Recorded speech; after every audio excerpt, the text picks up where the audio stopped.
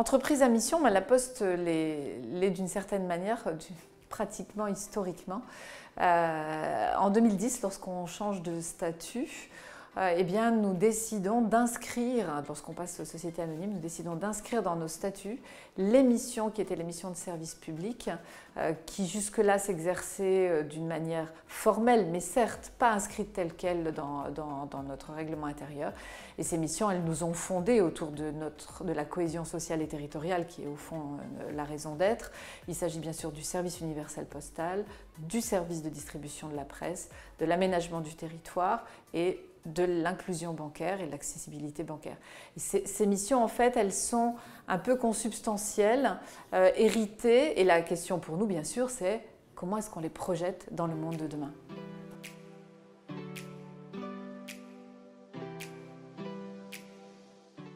Une des difficultés avec les missions ou la définition d'une mission, c'est qu'elle est forcément un petit peu contextuelle ou liée à l'état d'une société à un moment ou à un autre.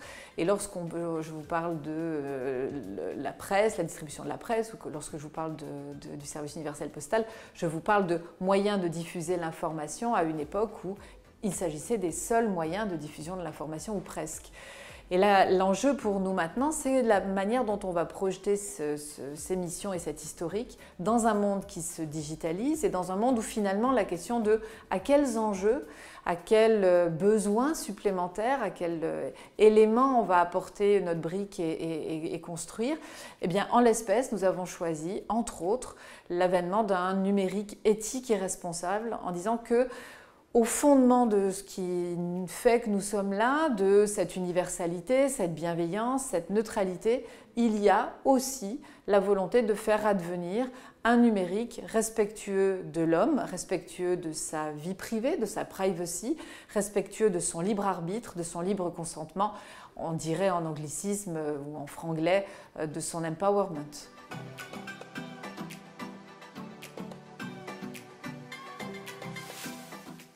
Alors comment ça s'illustre ce numérique éthique et responsable?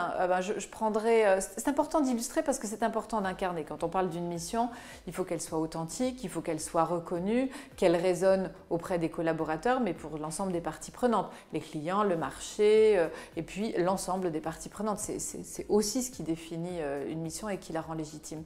Eh bien, je prendrai un exemple, une offre comme Ardoise. Ardoise, qui est une offre Senior++, une tablette qui est customisée, adaptée à la fois à l'usage que peuvent en faire des non-digital natives, avec un contenu qui correspond strictement à ce qu'ils vont aimer avoir. Pour ceux qui n'en sont pas et voudraient en être, quand on parle du numérique, je parle de quoi? Je parle des nouvelles, de la presse quotidienne, je parle de la manière d'échanger avec les petits-enfants, des photos, de la météo. Et elle est assez emblématique, cette offre ardoise, de ce que la Poste est capable de faire. C'est-à-dire j'y trouve que ce dont j'ai besoin, ce qui veut dire que je ne suis pas pillée à l'insu de mon plein gré de mes données et de la manière dont je vis. Donc elle est à la fois inclusive et protectrice. Et en même temps, elle est diffusée par des gens. Et c'est un élément majeur de la réussite de notre projet, c'est celui qui consiste à mettre en main de nos Senior++ cette tablette par des gens qui, somme toute, leur ressemblent, des guichetières, des guichetiers, des facteurs, qui sont ceux qui vont faire cette médiation humaine. Et c'est ça notre marqueur et c'est ça notre mission dans le monde de demain.